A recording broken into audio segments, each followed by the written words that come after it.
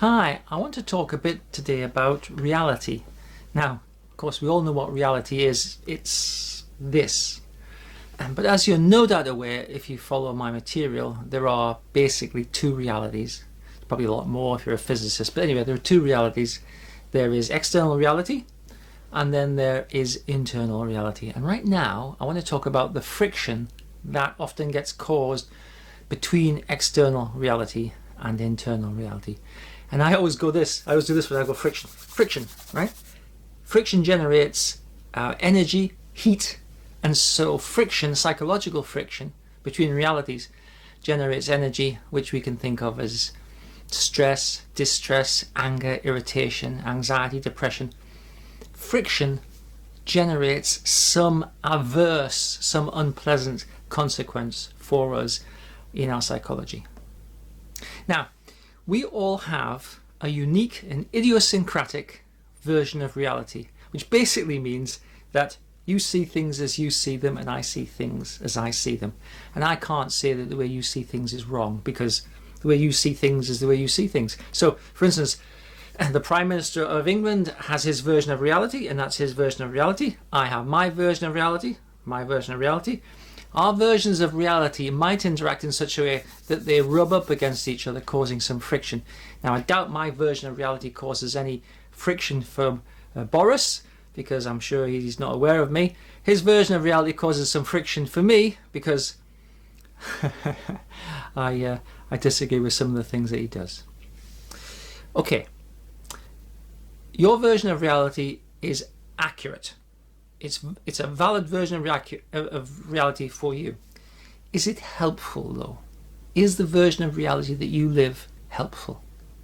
Because if the version of reality that you live isn't helpful, then we have to do something about it. So let's take the example of someone who is very prejudiced, for instance. So let's say typically someone, you're either prejudiced against, let's say, other religions, men or women are prejudiced against each other, or racial prejudice, okay? So let's say it's a gender prejudice, okay? So someone who's very prejudiced against women would say, for instance, that women are not as clever, not as productive, not as successful, aren't very good at thinking, can't take responsibility for themselves. These would all be prejudiced statements, okay? But for the person who's making those statements, that prejudice would seem valid. And what's interesting is, and there's tons of scientific research on this, what's interesting is that the prejudiced person's version of reality excludes information that disconfirms the prejudice. So if they were to see a very successful, highly efficient, highly effective woman, they'd say, yeah, 1 in a million. Whereas if they'd see a highly successful, effective man, they'd say, yeah, that's men, right? So their version of reality does not permit information in that disconfirms the prejudice, but it does allow information in that confirms the prejudice. And furthermore, people protect their prejudices, which is why it's pointless to say to someone who's, let's say, gender prejudiced, you're wrong, that's not right because of this. They'll just have an argument with you. And the harder they argue to support their prejudice, the more they believe their prejudice to be true. So traditionally what's been done is, if you want to have groups of people lose their prejudices, and this often happens when you're doing work with kids, is you put the prejudice group and the sort of the group who are the target of prejudice together to work together. Working together and being actually exposed to the other reduces prejudice. Okay, so your version of reality is unique, and it's a valid version of reality for you, but it may not always be that helpful, and you protect your version of reality, and your version of reality filters what it allows into your system. I'd like to just give you a couple of personal examples of the journey that I've taken, in a sense, to realize this. Some years ago, I had a fast-growing cataract in one eye, so eventually I had to go to have the cataract removed, which basically means they put an artificial lens in your eye under local anaesthetic, so it's quite toe curling, I can assure you, but many people have had cataract replacements. It's not that big a deal. Anyway, it took took the bandage off and I looked around and I said, gosh, everything's so bright and vibrant in colour.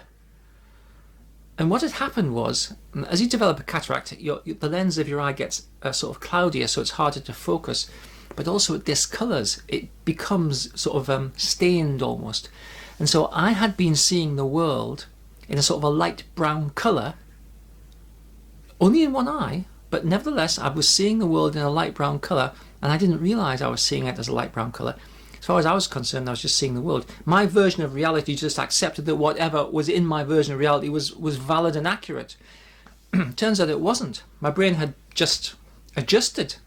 And so now that I saw the world as a sort of a bright, oh gosh, that's bright, it was much nicer. But it really made me realise that we do not recognise how things change over time. Our version of reality just incorporates them.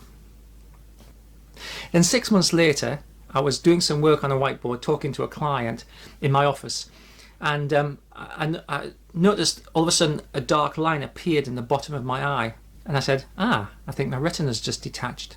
So I finished the session, being a trooper, and I walked across to the accident emergency, the eye emergency, and later that afternoon I had emergency surgery on my eye to repair my retina.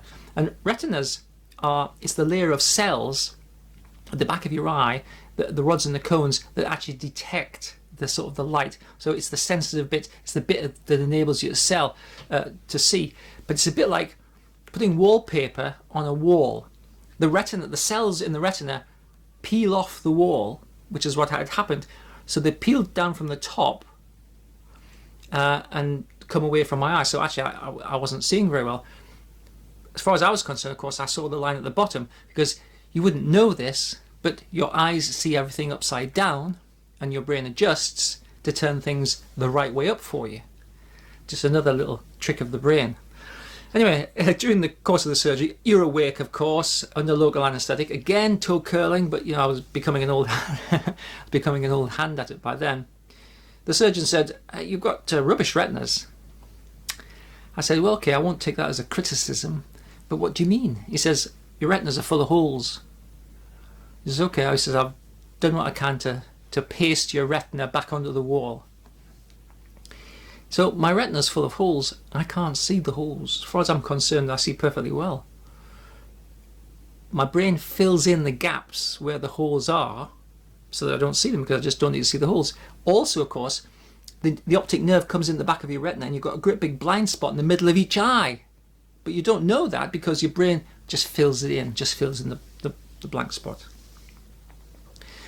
Also, I've had the same process in the other eye as well. So I've got two different lenses. One lens is set for short distance, so I can read perfectly well, and one lens is set for long distance, so I can see long distance. Now, so I can read in one eye, but I can't see a long distance. I can't read in one eye, and I can see long distance. You put the two together, as far as I'm concerned, I've got brilliant vision.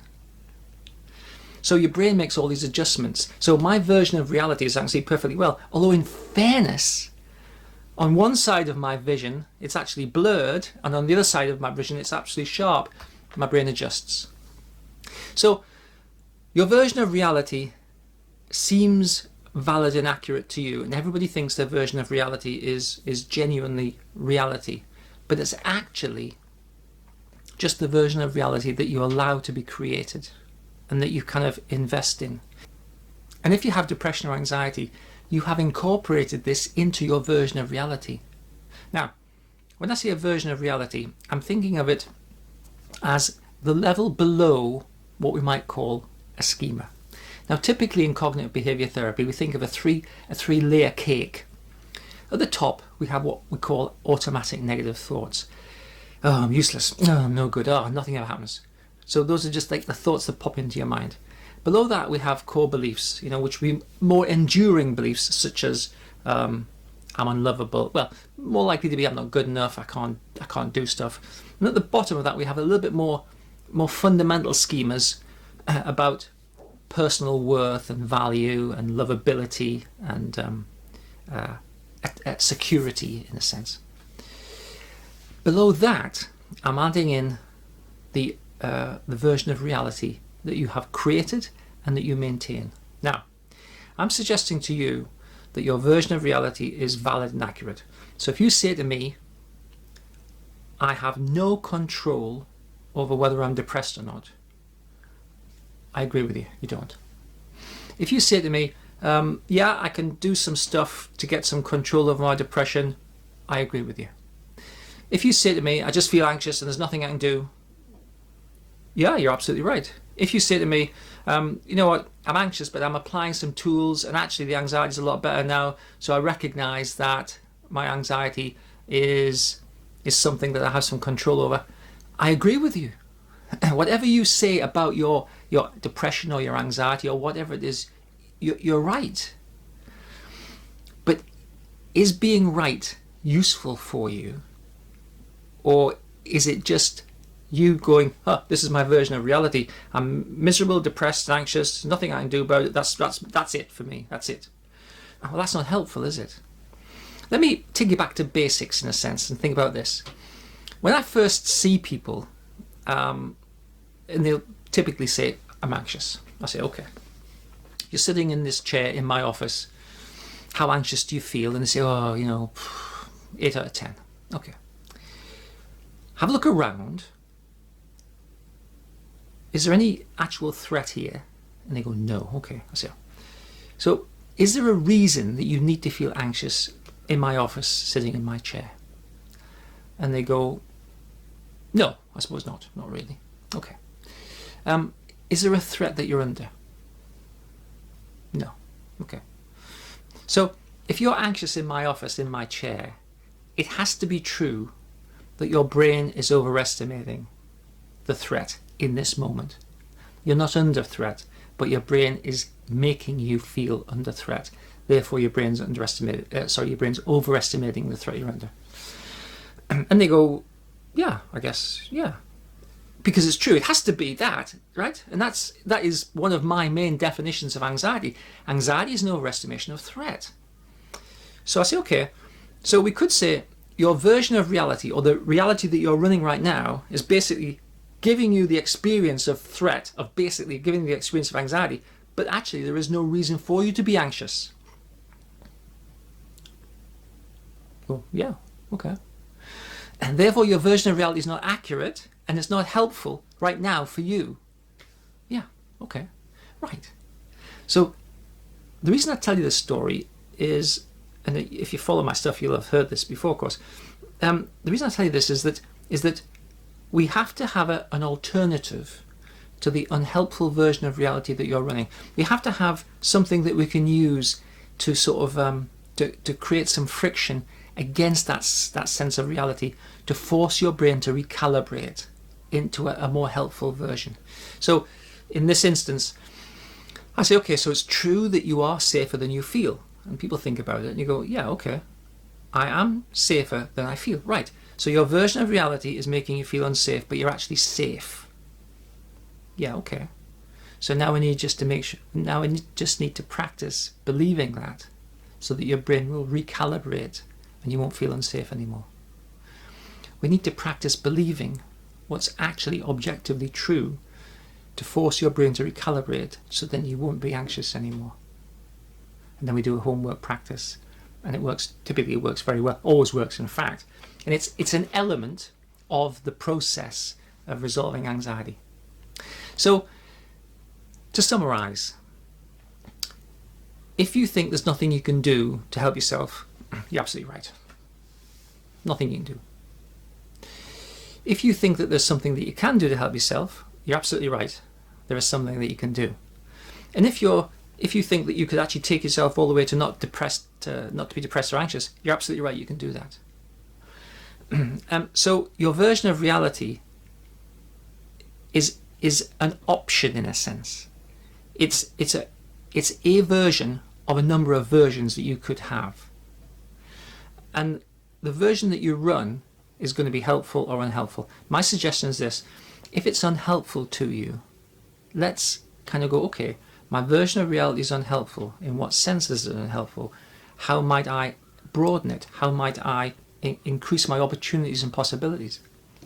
So let me tell you a little story that I previously did in a film called, I think, What is Luck? So some people claim to be very lucky and some people claim to be very unlucky. And some researchers were interested to know, well, what's the difference between these people? Because luck doesn't exist. Luck is just a superstition. So they advertised in the newspapers, and they found people who thought they were very unlucky, and they found people who thought they were very lucky. And they brought them into the lab, and one by one they tested them. So the very unlucky people, they said, okay, here's a magazine, count the number of pictures, and we'll time you. So the very unlucky people go, 37 pictures, 1 minute, 20 seconds. Brilliant.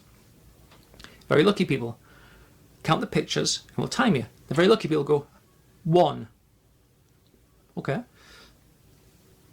Top of the page it says, stop counting. So the very lucky people read stop counting and stop counting. The magazine's the same for lucky people and unlucky people. In another condition, the magazine's the same again.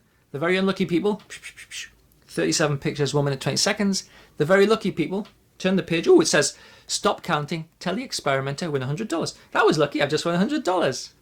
Okay, so what's the difference between very unlucky people and very lucky people?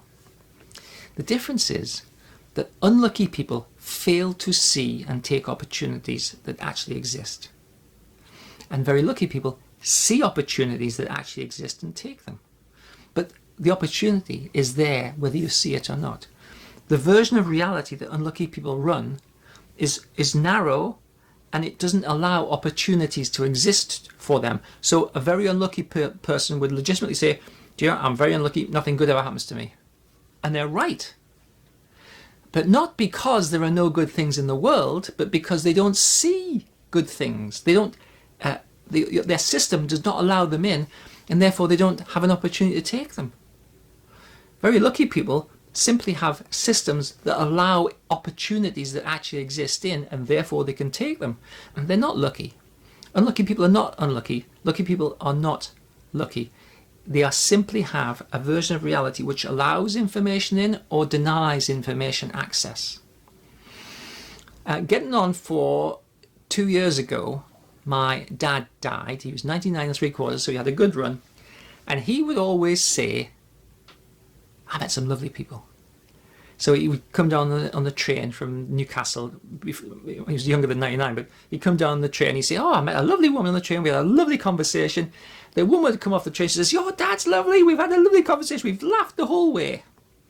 And this would be like all the time. He'd always meet, oh, I've just met a lovely woman. She was lovely, really nice. She was really nice. Oh, had carers, you know. She's a lovely person, a lovely, really lovely person.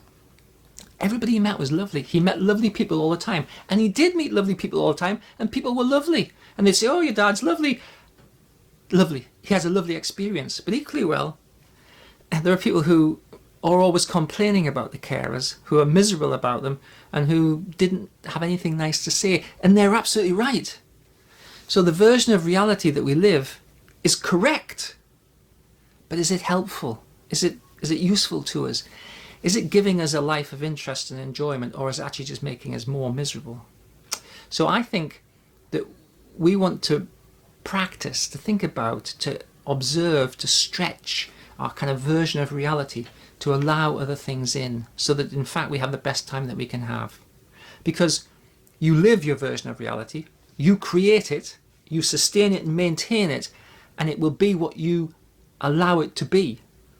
So if you allow it to be depressed and miserable and anxious and fearful and restricted, that's what it will be. And it will seem to you to be absolutely valid. It's the only thing you can do. You're absolutely right. There's nothing you can do. If, however, you say, actually, do you know what? I recognize that psychological problems, mental health problems really are just problems to solve. I'm going to apply a problem-solving strategy, apply some tools. I'm going to generate some interests. I'm going to start having more conversations. I'm going to start being wider and broader and more out there, so that I actually have an interesting and enjoyable life. That's exactly what your reality will be, and it'll be valid. You're not helpless, but until you can recognize that your version of reality is just a version of reality, not the version of reality, until you can recognize that it can be changed and tweaked and twisted and manipulated and modified, and then you're a bit stuck in a prison. The door's open, what's the point in trying a prison door anyway? It was probably locked. There's no point. And that's sort of where it leaves us, right?